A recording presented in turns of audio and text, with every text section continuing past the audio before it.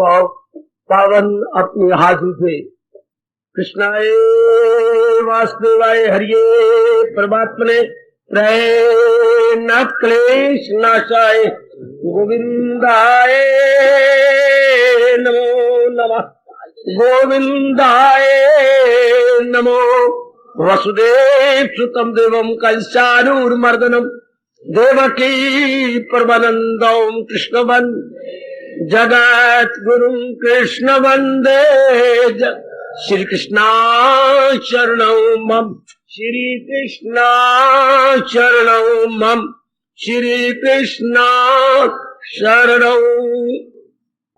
अभाग्यशाली कल्याणकारी में देवियों, बड़भागी गीता के पैरोकार मेरे सज्जनों धार्मिक भाइयों,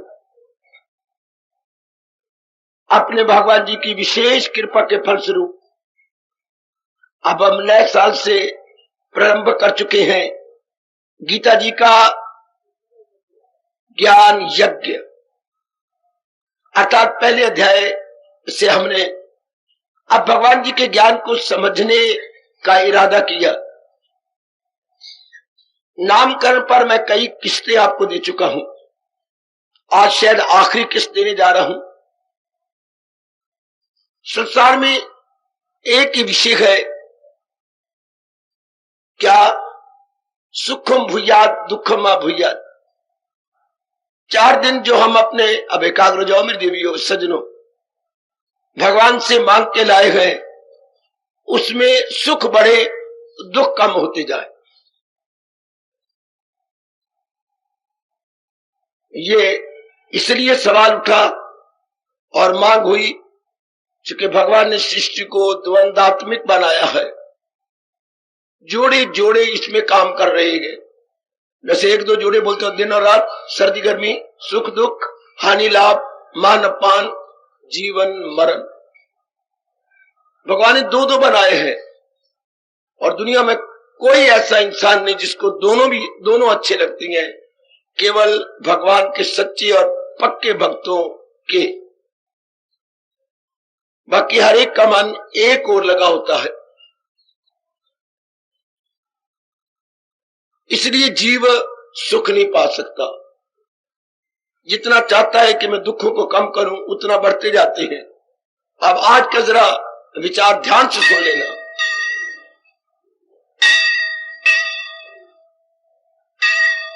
इसलिए वो दुखी है, जरा ध्यान से, चूंकि संसार के आश्रित हो गया है। आश्रित होना था भगवान के। जब तक जीव अपनी इस भयानक भूल को दूर नहीं कर लेगा, तब तक भगवान आगे कहना चाहती हैं वो पूर्ण रूपेण सुखी ना हो पाएगा। पल्ले बांध लो, ये बात रख लो अपने मन में, ये बात देवियो।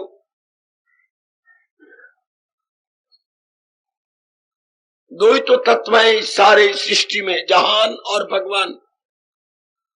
हमने जहान के आश्रित नहीं होना, केवल भगवान के आश्रित। चूंकि जहान भी भगवान के आश्रित होने से टिका हुआ है। जहान अपने आप में स्वतंत्र नहीं, जहान प्रतंत्र है भगवान के। भिखारी भिखारी से कभी भिक्षा नहीं मांगता है, भिखारी हमेशा दाता से भिक्षा मांगता है। संसार भी भिखारी भगवान का, और हम भी भिखारी मांगने वाले तो संसार से मांगेंगे। यह इंसान ने गलती की, मांगना भगवान से था, मांगने लग गया संसार से, जो बजाते खुद भिखारी है। भगवान से शक्ति ले रहा है अपनी जिंदगी के लिए, अपने जीने के लिए, अपने व्यवहार के लिए।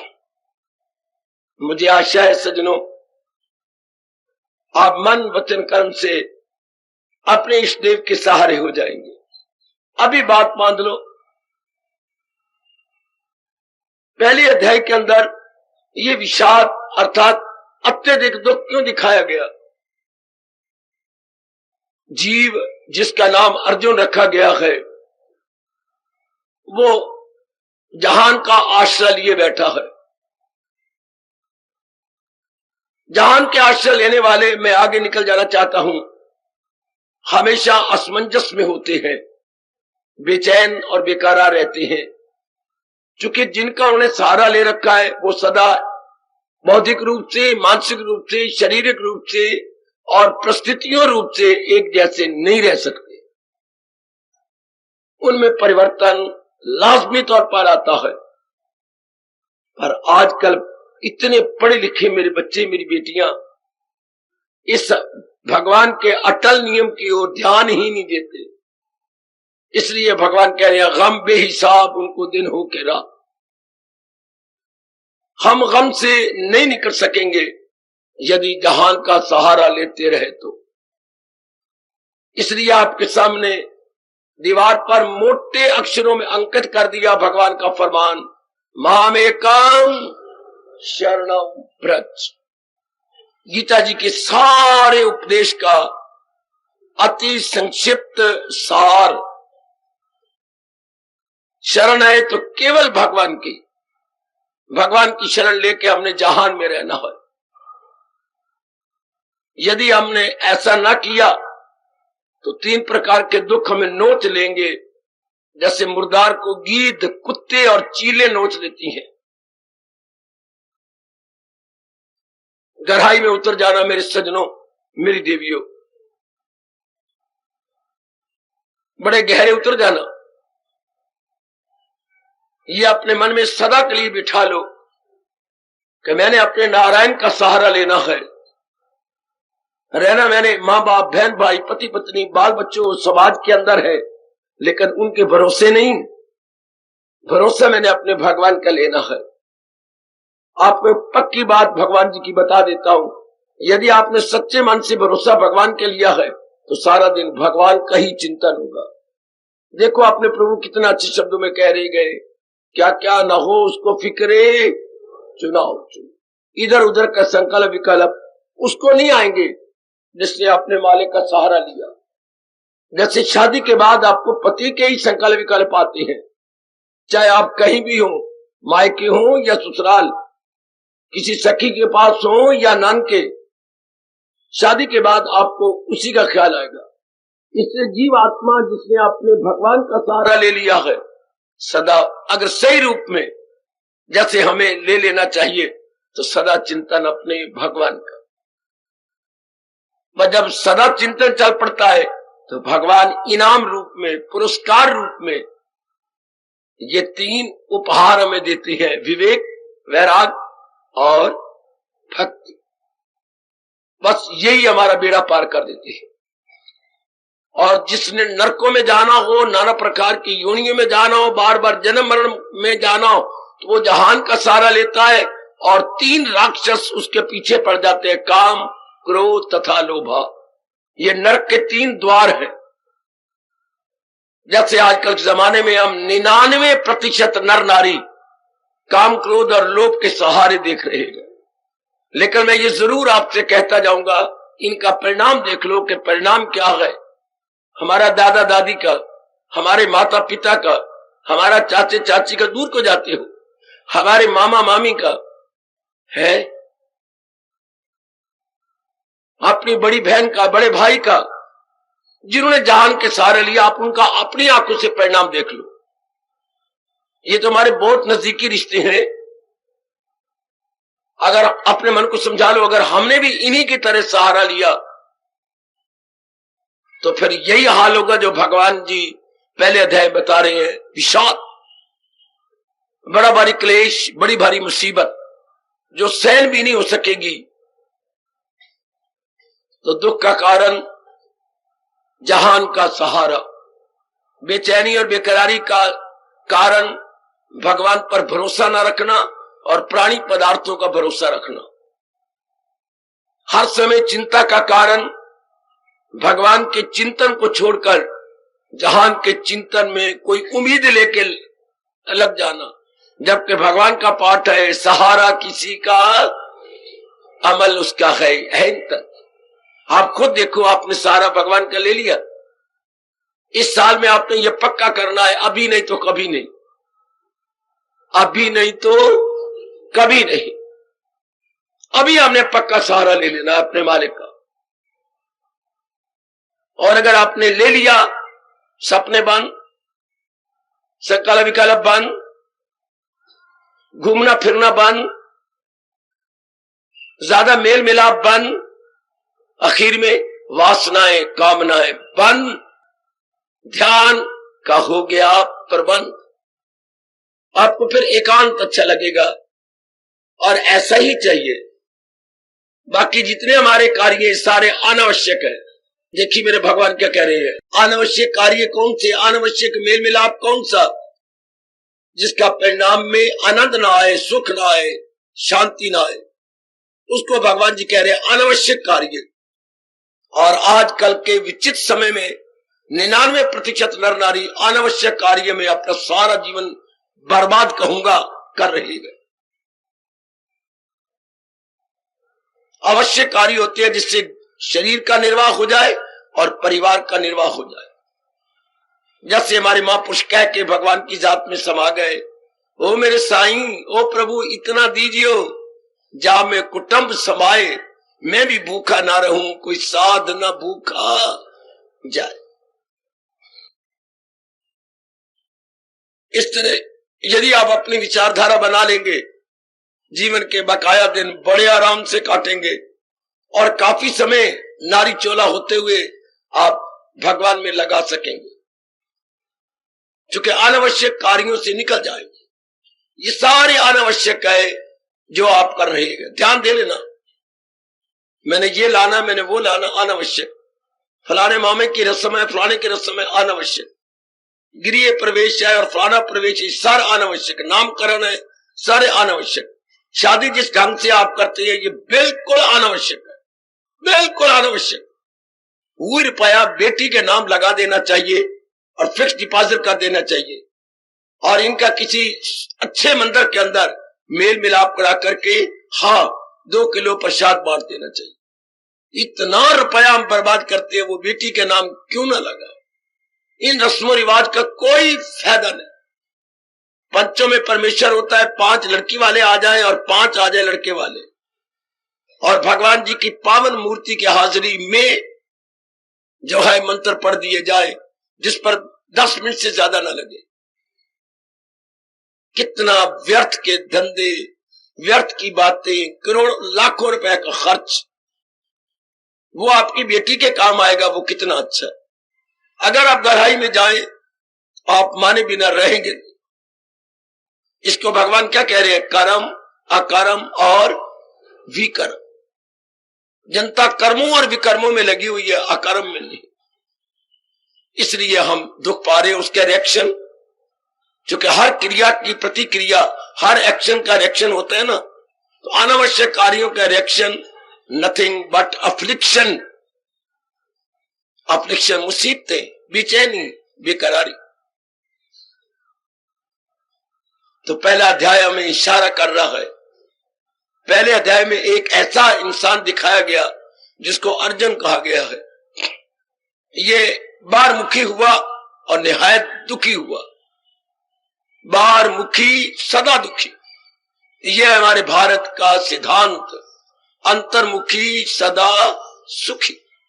जब से भगवान ने सृष्टि बनाई मेरे सज्जनों, मेरे देवियों, तब से ये अटल नियम अपना काम करता चला आ रहा है। बारमुखी सदा दुखी। नाना प्रकार की मुसीबतें, क्लेश, पीड़ाएं उसे घेर लेती हैं। और जो आपकी तरह भगवान की कृपा से अंतर्मुखी होते जा रहे हैं, दिन प्रतिदिन शांत, आनंदित और हर्षो उल्लास का अनुभव कर रहे हैं। फिर मैं कहूंगा दुख का कारण बारमुखता। पहले अध्याय में यही दिखाया गया है। अर्जुन कितनी गलत दलीलें दे देता है। उनका क्या बनेगा, उनका क्या बनेगा, वो ये। हालांकि अर्जुन की सारी बातें इसलिए गलत है क्योंकि भगवान ने और युधिष्ठिर जी ने पूरी कोशिश की कि खून खराबा ना हो, देवियां विधवा ना बने। हालांकि पूरे राज के अधिकारी थे, फिर भी कहा हमारे पेट भरने के लिए हमें केवल 5 गांव दे दो, हम इतने में लेके संतुष्ट है। जबकि नालायक चंडाल चकुड़ी ने कहा हम तो सुई के आंख के बराबर भी जमीन देने को तैयार नहीं।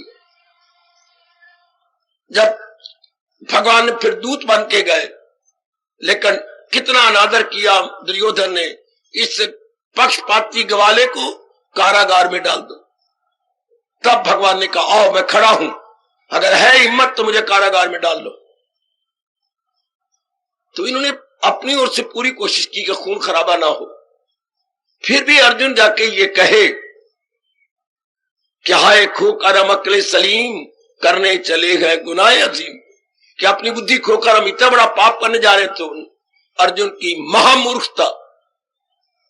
पूरी कोशिश की है मेरे प्रभु जी ने और पूरी कोशिश की है बड़े भैया युधिष्ठिर ने, लेकिन जब कोई आदमी अपनी शैतानी से परे नहीं हटता, उसी में जिद करता रहता है, वो अहंकारी होता है, मैं उससे नहीं कह रहा, दुराग्रही होता है, जिद्दी होता है। ऐसों को आपका शास्त्र कहता है वो आत्ताई को मिटा देना चाहिए। वो आत्ताई है, अर्थात अपने लिए, परिवार के लिए, समाज के लिए अत्यंत भयानक है, उसे हटा दो। जैसे कांटेदार झाड़ी को रास्ते में काट देती है क्योंकि आने जाने वालों के लिए मुसीबत का कारण है, इस तरह ऐसे इंसानों को शुरू से लेकर आज तक हटा दिया गया क्योंकि वो समाज की शांति का दुश्मन होता है। तो अर्जुन की सारी दलीलें क्या है? निराधार। इसे पता भी था, तो फिर जंग में आकर ऐसी बातें करना, रणभूमि में आकर के ऐसी दलीलें देना, बिल्कुल निराधार, आधार जिसके बेस को नहीं, बेसलेस टॉक। ये सारी जितनी भी टॉक पहले अध्याय में बेसलेस, पर अकल पार मोह के पर्दे पड़ गए, इसलिए ऐसी बातें करने लग गया जो करनी नहीं चाहिए थी। रणभूमि में आ गए तो फिर क्या, कहावत आपने सुनी नहीं, नचन लगी तो घूंघट केड़ा।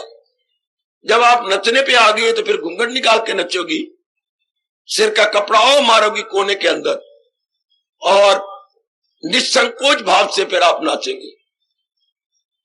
तो जब एक जीव जंग में आ गया ये बताने के लिए कि सत्य क्या है, असत्य क्या है, धर्म क्या है, अधर्म क्या है, न्याय क्या है और पाप क्या है, तो फिर वो ऐसी दलीलें देगा? कभी नहीं, ये सारी दलीलें गलत है। इसलिए आज के कवि अर्जुन को लानत मारते हैं, अगर जंग में पीठ आकर दिखाओ तो क्या काम आएगा ये मूंछों का ताव। वाह वाह, सुन अर्जुन और कुंती दे छोरे, अगर जंग में पीठ आकर दिखाओ तो क्या काम आएगा मूंछों का ताव। इसलिए भगवान ने इसे हिजड़ा कहा है। हिजड़े जो नर न नारी इन बिटवीन धक्के खाती है, कश्मीर की स्टेट की तरह, जैसे ना पूरे हिंदुस्तान के साथ है कश्मीर, ना पूरा पाकिस्तान के साथ है। पता नहीं मालिक इसको किस नरक में डालने लगा है। ये नमक हराम, नमक हराम है सारे, जो अपने देश के से खाना, रहती चीजें लेनी और गुण गाने पाकिस्तान के, और मन ही मन में उधर झुके रहना। इनके लिए मेरे भगवान नरक के दरवाजे और नरक के कमरे खाली करवा रहे हैं। बड़ा भारी पाप होता है उस वतन, उस देश पर जिसका खाना उसके उल्ट हो जाना, जिस थाली में खाना उसमें छेद करना। इस तरह अर्जुन जो भी बातें कर रहा है ये सब मोह के अधीन होकर आखिर में जाके कहेगा कि भगवान तो बोलते ही नहीं, और मैं इतनी लंबी चौड़ी बयान कर गया, 44 श्लोक अर्जुन बोल जाता है, लेकिन भगवान मुस्कुराते रहते हैं। तब जाके सच्ची बात कहता है, तबीयत है कमजोर।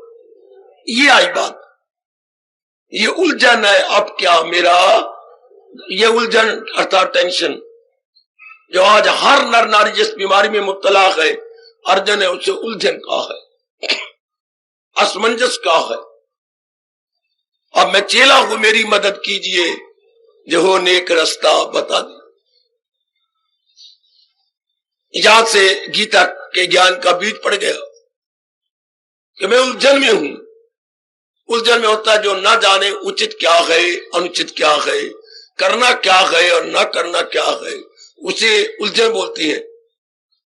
अपनी भाषा में उसे दुविधा कहते हैं। और हमारे व्यास जी ने दुविधा को कहा कि जल्दी मिटा लो दुविधा, वरना अगर दुविधा रह गई तो क्या होगा, दुविधा में दोनों गए, माया मिली ना राम। मतलब जीव न लोक का रहेगा न परलोक का, दोनों जहानों से मारा जाता है जो जीव असमंजस में रह जाता है। दुख का कारण अज्ञानता, मुसीबत का कारण अज्ञानता। अज्ञानता का मतलब भगवान के ज्ञान को न समझना, न अंतःकरण में रखना, बल्कि मनमानी करना। याद रखना मेरे देश के धार्मिक व्यक्तियों, मेरे देश की धार्मिक देवियों, आप मनमानी न करें। जहान वाले तो मनमानी बुरी तरह कर रहे हैं। मनमानी होता है जो मन में आया उसी को सत्य मान लिया। ये पहुंचे हुए ऋषियों के मन में जो आता था वो सत्य होता था। हम तो पहले मन मुखिया हैं, तो मन मुखिया के अंदर शुभ वृत्तियां नहीं आती, अशुभ आती हैं। इसलिए जो मन में आया वो कर गुजरा, गलत है। इससे जीव हैरान परेशान होता है, परिणाम में इसके दुख आता है। उनको भगवान प्रेरणा देते थे जो भगवान के हो जाते थे, और जो भगवान के नहीं होते उनको मन प्रेरणा देता है। और मन वही प्रेरणा देगा जो उसके अंदर होगा। उसके अंदर गंदी वृत्तियां भरी पड़ी है, नेगेटिव क्वालिटीज, काम क्रोध मोह लोभ अहंकार राग द्वेष भरे हुए।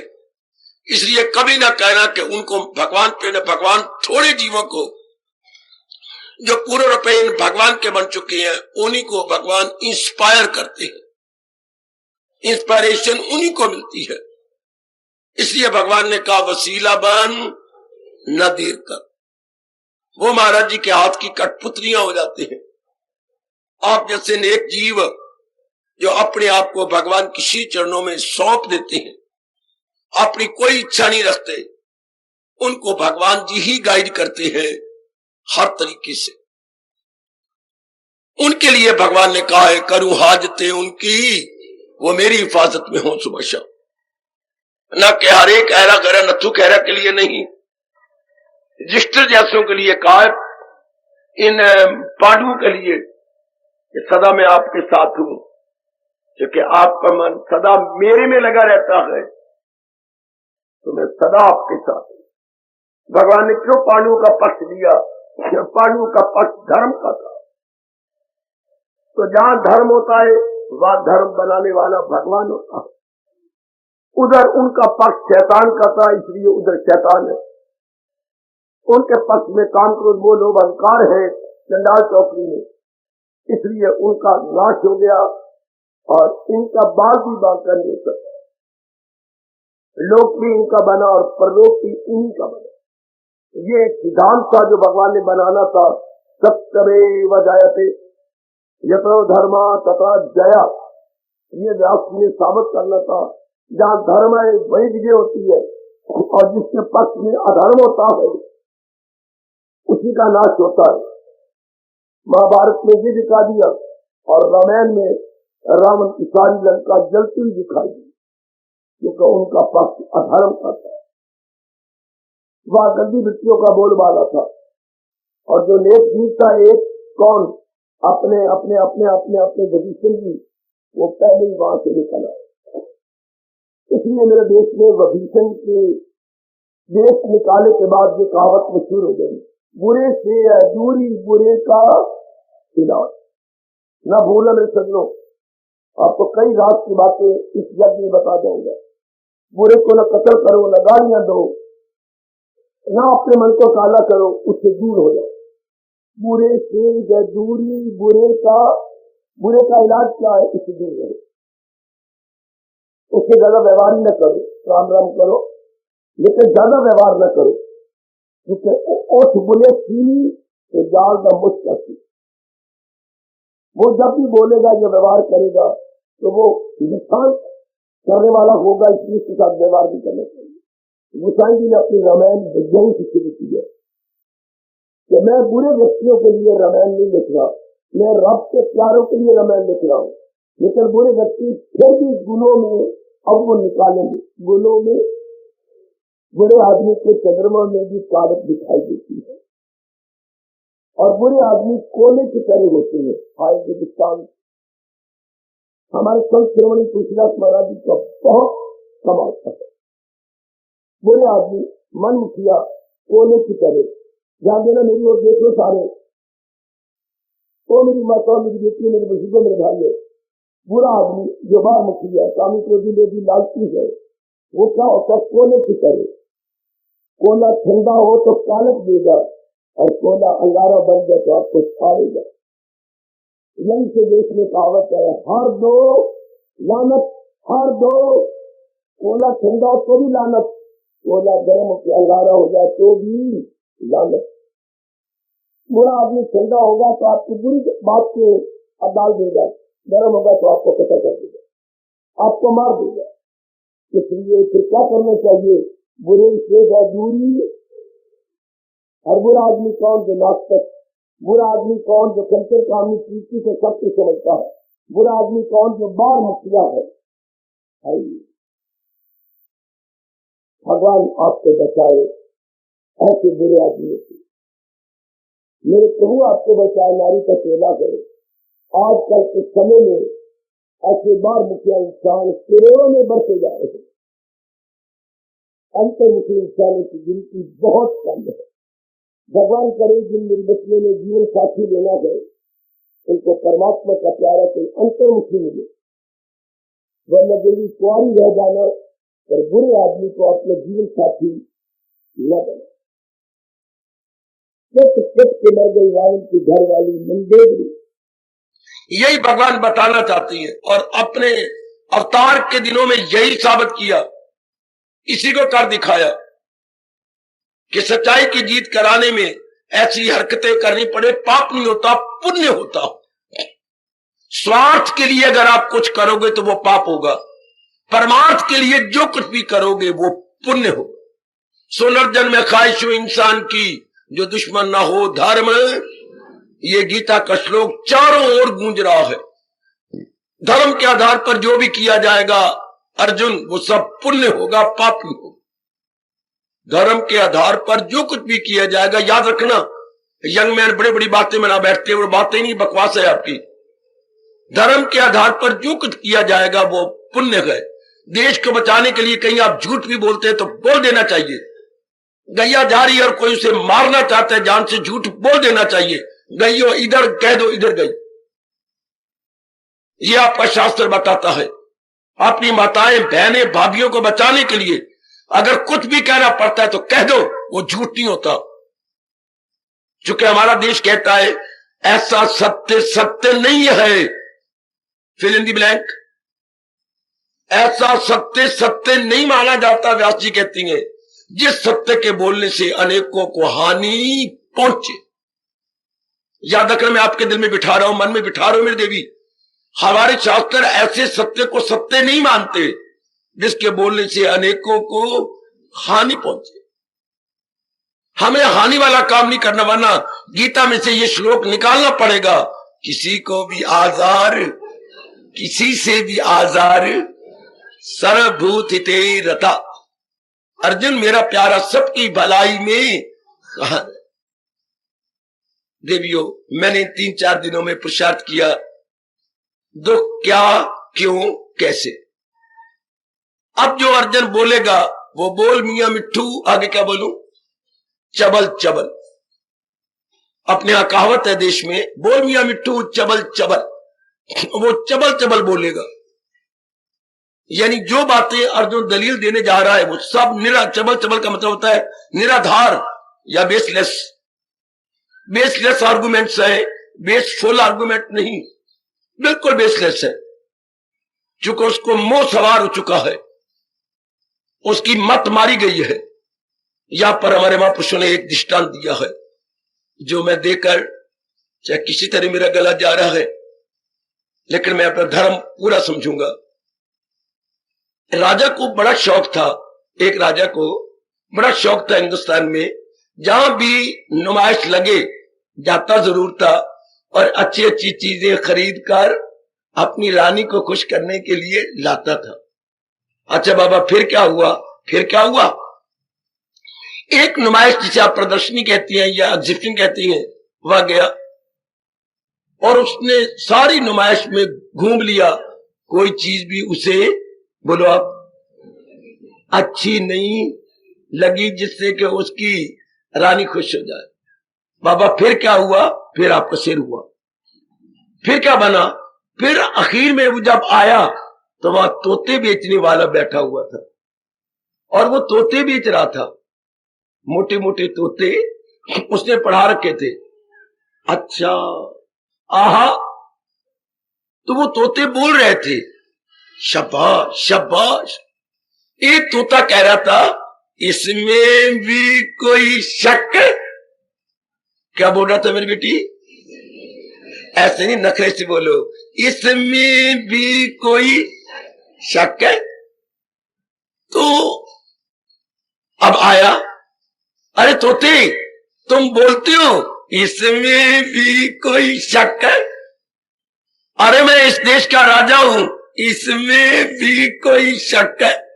अरे तोते तुझे पता मैं तुझे खरीदने वाला हूं, इसमें भी कोई। राजा बड़ा खुश हो गया, इसने ठीक जवाब दिए। राजे बेवकूफ को यह नहीं पता कि ये बोलता एक ही लाइन है और ये कुछ नहीं कह सकता। उसने कहा जी कितने रुपए? 1 लाख है। तोते के 1 लाख। इसने भविष्य की कई बातें बता देनी है आपको, आपको सियाना बना देना है। कोई बात नहीं, 1 लाख दिया, तोता खरीद लिया, घर में लाया। बाबा फिर क्या हुआ? रानी बड़ी खुश, बड़ा निकाल के प्यार किया। ये तोते मैं तुझे बढ़िया बढ़िया चीजें दूंगी, इसमें भी कोई शक है? तोते मैं कभी भी तुझे डराने के मौके नहीं, इसमें भी कोई शक है? तोते मेरे मन में बड़ी दया है, इसमें भी। तोते तो बहुत अच्छा है, सीने से लगा लिया, प्यार किया, दे दिया। अब उसने कहा, राजा एक दिन जा रहा था युद्ध करने के लिए और जाके कहा तोते मैं सबसे शुभकामना ले ली, हाँ अब मैं बाहर जा रहा हूं, क्या जीत मेरी होगी ना? इसमें भी कोई, मेरे योद्धा मारे तो नहीं जाएंगे? नहीं, इसमें भी कोई शक है। बहुत अच्छे, चला गया। लेकिन जब आया, हार के आया, योद्धा सारे मारे गए। अरे वो तोते, वो मेरे सारे मारे गए नहीं, इसमें भी कोई शक है? वो तोते क्या कह रहा है? मैं भी हार गया हूं, इसमें भी कोई शक है? वो तोते ये तो क्या बोलता है? मैं कोई बेवकूफ था जो लाख रुपया लेकर तुझे ले आया हूं, इसमें भी कोई। उधर फिटे मुंह है, तुम्हें बेवकूफ था जो तुझे ले आया, इसमें भी कोई शक है? अब महापुरुष कहते हैं अर्जुन ने पहले अध्याय में जो बातें बनाई है, हाँ वो अर्जुन तू ये दलीलें देता है, इसमें भी कोई शक है? वो तो भगवान कोई बुद्धू कह रहा है, इसमें भी कोई शक है? लेकिन अर्जुन देख ले आखिर में तो पश्चाताप करेगा, इसमें भी कोई। और तुझे भगवान के अनुसार चलना पड़ेगा, इसमें भी कोई शक। इसलिए पहले अध्याय की दलीलों को आप सार ना मानना, निस्सार मानना, बेसलेस मानना, क्योंकि अर्जुन पर मोह का पर्दा आया हुआ है। और जब इंसान नेगेटिव क्वालिटी में होता है तो जो कुछ भी वो कहता है वो गलत होती है। वो धर्म के आधार पर नहीं होती, वो अधर्म के आधार पर होती है, बिल्कुल अधर्म के आधार पर। इसलिए टाइम न वेस्ट करना। पहले अध्याय में अर्जुन की सारी बातें निराधार है, दुखदाई है। जब उसकी मोह हटेगी तब कहेगा पता चल गया, दिल है मजबूत, अब बजा लाऊंगा आपके हुक्म सब। प्रभु मेरे अकल से अज्ञानता का पर्दा हट गया, मुझे अब असल बात आपकी ज्ञान की समझ आ गई। अब मैं आपके चरणों में गिर गया, आप जो भी इशारा करोगे मैं उसको पूरा कर दिखाऊंगा। मैंने अर्जुन का कह चुका है, मैं गोविंद लड़ाता नहीं, लेकिन भगवान के ज्ञान के बाद, अकल के पर्दे उतर जाने के बाद अर्जुन यथार्थ रूप में ज्ञानवान है, जैसे भगवान हम सबको बनाना चाहते। परमात्मा करे मैं पहले अध्याय को सही रूप में समझा सकूं। अब एक सवाल रह जाता है कि फिर जिंदगी कैसे काटे? जो जीवन आप भगवान से लाए इस अध्याय का पहला श्लोक जो मैं कल शुरू करने लगा हूं, इसके पहले दो शब्द ही बता रहे हैं। धर्म क्षेत्र, कुरुक्षेत्र। इन दो शब्दों में हिंदुस्तान की सारी फिलॉसफी, हिंदुस्तान का सारी संस्कृति छिप बड़ी लियाकत दिखाई जाती है। धर्म क्षेत्र, कुरुक्षेत्र वो हिस्टोरिकल प्लेस नहीं, वो ऐतिहासिक स्थान नहीं। इसके अर्थ मनोवैज्ञानिक रूप से लिए गए हैं कि जहां भी तुम कर्म करते हो, कर्म क्षेत्र का मतलब फील्ड ऑफ एक्शन। मैं इशारा कर देता हूं आज। धर्म क्षेत्र, कुरुक्षेत्र का मतलब कुरुक्षेत्र नहीं बल्कि कर्म भूमि। कुरुक्षेत्र का अर्थ क्या बेटे? कर्म भूमि। कुरुक्षेत्र का अर्थ क्या है? गुरु मैंने करना, क्षेत्र मैंने क्षेत्र। अर्थात जहां अपना सारा दिन आप कर्म करते रहते हो, फील्ड ऑफ एक्शन, उसको धर्म क्षेत्र, धर्म में बदल दो तो लोग की बन जाएगा, फिर लोग की बन जाएगा। आजकल क्या है, जहां भी हम कर्म करते हैं अधर्म में, झूठ में, मकर में, फरेब में बदल के अपना लोग पर लोग बिगाड़ रहे। कर्मों का अपने कर्म क्षेत्र को धर्म में बदलना, जैसे होगा प्रभु प्रेरणा देंगे उस तरह समझाने की अपनी ओर से पूरी कोशिश करेंगे और आप फौरन समझ के जीवन में ढाल देना। हमें यहाँ पर यही समझना है कि मैंने करना क्या था और मैं कर क्या गई। मैंने जीवन में ढालना क्या था और गलती या अज्ञानता से मैं क्या करके अपनी तबाही करता। हमने यहाँ पर गीता सुनते रियलाइज करना, एहसास का मादा गीता जोरदार उत्पन्न करती है और एक क्या क्या क्या कही, जीरो को हीरो बना देती, एक कंकड़ को शंकर बना के रख देती है। यदि जीव रियलाइज करके अपनाता जाए और जीवन में उतारता जाए तो हार्दिक आशीष। अब अपनी शहंशाह की आज आरती बड़े प्रेम और श्रद्धा से उतारे।